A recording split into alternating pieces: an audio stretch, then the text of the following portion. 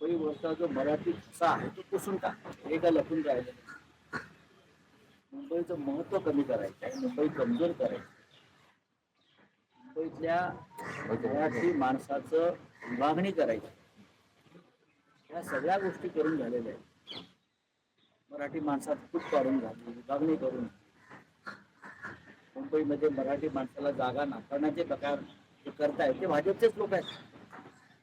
मुंबई प्रभात तोडा, गुंडेच्या बिल्डर कोण आहेत, कोणाचे आहेत, हे भाजपचेच लोक आहेत. अशी अनेक नाव आहेत. हे भाजपचे अर्थपुरवठादार देणगीदार आहेत. हे भैयाजी जोशींना माहिती आहे किंवा देवेंद्र फडणवीस यांनाही माहित आहे. अशा वेळेला मुंबईची भाषा मराठी नाही हे छातीस्थोपपणे सांगणं हा त्यांच्या पुढच्या रणनीतीचा आहे. त्यांनी एक खिंडी टाकून पाहिली, त्या खिंडीचा काय करू ही भारतीय जनता पक्षाची सोची समजी रणनीती. मराठी भाषा जर मुंबईचे नाही किंवा इथे सगळे येऊन कोणती भाषा बोलू शकतात. मी काल सांगितलं चेन्नईला जाऊन बोला की चेन्नईमध्ये भारताची जी राष्ट्रभाषा हिंदी आहे ती येऊन बोलू शकतात सगळे. संघवाल्यांची तेवढी ताकद आहे. दक्षिणेतल्या राज्यात जाऊन हिंदीचा प्रचार करण्याची, हिंदीविषयी बोलण्याची, त्यात सर्व भाषिक लोक राहतात, जाऊन बोलू शकतात.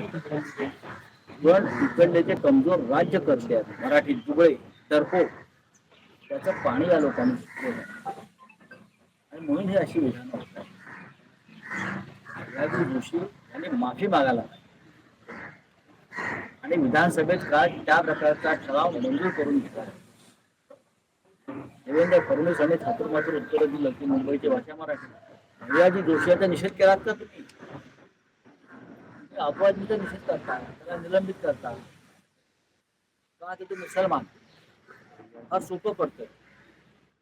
पण प्रशांत कोरडकर ज्याने छत्रपती शिवाजी महाराज आणि संभाजी राजांचा घोर अपमान केला, तो प्रशांत कोरडकर अजून तुम्हाला का सापडत नाही? त्याला का अभय दिलं? कोणी अभय दिलं? प्रशांत कोरडकरचे फोटो आणि वावर हा देशाच्या गृहमंत्र्यापासून महाराष्ट्राच्या राज्यपालापर्यंत आणि सर्व IAS IPS अधिकाऱ्यात तो कोणाच्या जीवावर फिरतोय. तुमचाच आशीर्वाद आहेत ना त्या चिल्लरला. राहुल सोलापूर हा RSSच्या मुख्यालयात जाऊन बैठका घेतो. त्याने छत्रपती शिवाजी महाराज हे भ्रष्टाचारी आहेत म्हणून, छत्रपती शिवाजी महाराज हे भ्रष्ट आहेत हा राहुल सोलापूरकरच्या बोलण्याचा अर्थ आहे. आग्र्याची सुटका हा दिग्विजय आहे छत्रपतींच्या जीवनात. एक फार मोठं युद्ध आहे, गनिमी काम. आणि RSSचा आणि भाजपचा राहुल सोलापूरकर सांगतो छत्रपती शिवाजी महाराजांनी आग्र्यातून सुटताना कोणते शौर्य दाखवले नाही, तर त्यांनी लाच दिली औरंगजेबाच्या लोकांना. म्हणजे त्यांनी एक प्रकारे छत्रपतींना भ्रष्ट केले. काय कारवाई केली देवेंद्र फडणवीस आहे किंवा सरकारने त्यांच्या? एक प्रकारे औरंगजेबाचं उदात्तीकरणच आहे ना. अटक केली पाहिजे राहुल सोलापूरकरला, राजद्रोहाचा खटला दाखल केला पाहिजे. पण देवेंद्र फडणवीस आणि त्यांचं सरकार प्रशांत कोरडकर, भैयाजी जोशी आणि राहुल सोलापूरकर यांच्या बाबतीत मूग पिळून का बसलाय, शेपट्या घालून का बसलाय कळू द्या ना. का? की तुमच्या पक्षाचे कार्यकर्ते आहेत? सांगा ना, स्पष्ट माझा प्रश्न. राहुल साहेब, आणखी एक माहिती समोर येते. माजी मुख्यमंत्री एकनाथ शिंदे यांचे निकटवर्तीय अजय अशर यांची मित्र या संस्थेवरून अचानक उचलबांगडी करण्यात आली आहे. त्या जागी प्रवीण परदेशींची नेमणूक केली गेली आहे. पुन्हा एकदा शहाचं राजकारण या महायुती या उद्योजकांच्या समितीवर, संघटनेवर, याचं आम्ही स्वागत करतो. अजय अशर हा एक बिल्डर होता ठाण्यातला. त्याचे उद्योग सगळ्यांना माहिती. आधीचे मुख्यमंत्री एकनाथ शिंदे यांचे संपूर्ण व्यवहार पाहणारा, जमिनीचे व्यवहार करणारा आणि त्यांचा याचं आम्ही स्वागत करतो. अजय अशर हा एक बिल्डर होता ठाण्यातला. त्याचे उद्योग सगळ्यांना माहिती आहेत. आधीचे मुख्यमंत्री एकनाथ शिंदे यांचे संपूर्ण व्यवहार पाहणारा, जमिनीचे व्यवहार करणारा आणि त्यांचा पैशाचं संरक्षक म्हणून त्याची ओळख आहे. कलेक्टर. शिवसेना जेव्हा 3 वर्षापूर्वी फोडण्याचा प्रयत्न केला तेव्हा आमदारांना विकत घ्यायचा प्रयत्न झाला. त्यात पैशाची देवाणघेवाण करण्यामध्ये आमदारांना अजय अशर होता. अजय अशर, सुरतचे खासदार भाजपचे, इतर काही ठेकेदार मुंबईतले, या सगळ्यांनी मिळून आमदारांना विकत घ्यायचा प्रयत्न केला. त्यात अजय अशर होते. अजय अशरनं मधल्या काळामध्ये हजारो कोटी रुपयाची संपत्ती बेकायदेशीरपणे गोळा केली. माझ्या माहितीप्रमाणे त्याने आता देश सोडलेला आहे आणि त्याने देशातून पलायन केलेलं आहे. नीरव मोदी, विजय मल्ल्या असे अनेक लोक पळाले. आता अजय अशर पळाला. त्यांना तो एक राणा नावाचा कोणतरी एक अतिरेकी आहे, त्याला परत आणण्यासंदर्भात चर्चा सुरू आहे. हे आर्थिक गुन्हेगार आहेत. हे आर्थिक क्षेत्रातले अतिरेकी आहेत, टेररिस्ट आहेत. यांना कधी परत आणणार? अजय अशरला अटक करून त्याची झडती घेतली पाहिजे की त्यांनी माजी मुख्यमंत्र्यांच्या साठी कुठे आणि कसा पैसा गोळा केला हे सगळ्यांना माहिती आहे.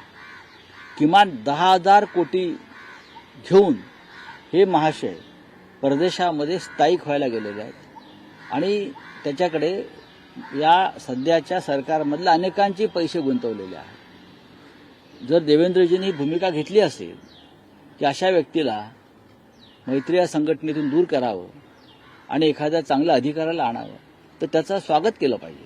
मोठ्या माशांना ईडी सुटका देत होतं. मोठ्या माशांना बघा, अजय अशर आणि त्याचे राजकीय आखा ही ईडीची फिट केस आहे. पण ईडी यांच्यापर्यंत पोहोचणार आहे का? गृहमंत्रालयानं अजय अशरला विरुद्ध गुन्हा दाखल करून त्याची चौकशी केली पाहिजे. एकदा आर्थिक गुन्हे शाखेने चौकशी केली, पण माझ्या माहितीप्रमाणे की पैशाच्या बाबतीमध्ये सगळ्यांचं तेरी बी चूप आणि मेरी बी चूप ही भूमिका असते. नाही, पण रावसाहेब, अशा पद्धतीच्या स्वच्छता मोहिमेतून एकनाथ शिंदे यांचे पंख छाटण्याचा प्रयत्न सुरू आहे का? एकनाथ शिंदे यांना पंख कधीच नव्हते. तुमच्या माहितीसाठी ते उड्या मारायचे फक्त. त्यांना कधीही पंख नव्हते, त्याच्यामुळे ते कधी उडालेच नाहीत. त्यांच्या फक्त बेडूक उड्या होत्या, उंच उड्या होत्या. पंख असलेला माणूस हा गरुड झेप घेतो, अशा प्रकारच्या घाणेरडी कृत्य करत नाही. त्याच्यामुळे त्यांना पंख होते आणि पंख छाटले हे काय मला मान्य नाही. हां, त्यांच्या उड्यांना बंदी घातली आहे. रावसाहेब, आणखी एक होतं की काल विधान परिषदेमध्ये अनिल परब यांनी भाषण करताना काही संदर्भ दिले ज्यात छत्रपती संभाजी महाराजांचाही भाषणात उल्लेख होता. मग राज्यपालांच्या अभिभाषणातून संभाजी महाराजांचा उल्लेख वगळणं वगैरे वगैरे असे सगळे संदर्भ देत असताना त्यांनी एक विधान केलं की कशा प्रकारे त्यांचाही छळ झाला.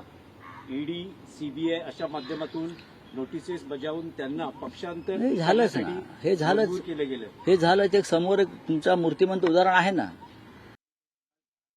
संजय राऊत हे आक्रमक पाहायला मिळत आहेत. शिंदेना पंख कधीच नव्हते, संजय राऊतांचं वक्तव्य. तर या ठिकाणी कोरटकर यांच्यावरती कारवाई का नाही? सोलापूरकर, कोरटकर आणि जोशींवर कारवाई करा अशी या ठिकाणी संजय राऊत यांच्याकडून मागणी होतीये. लोकशाही मराठी ऐका, पहा, जागरूक रहा.